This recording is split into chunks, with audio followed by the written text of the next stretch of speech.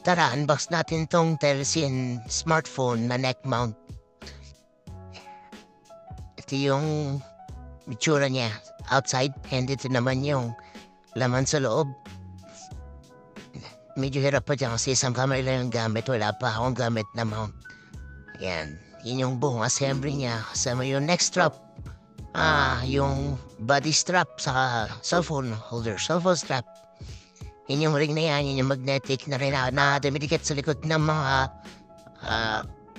cellphone cases na may magnet sa likod. Di ko alam kung may pwede sa Android meron sa Android pero basta may magnet sa likod, didikit yan.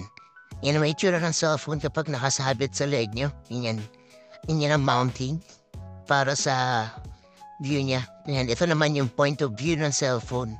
Kapag nakasabit na sa leeg, ganyan siya. And ito naman, may kasama rin siyang body strap. Ito yung itsura niya para stable siya dun sa katawan niya at hindi mahalog.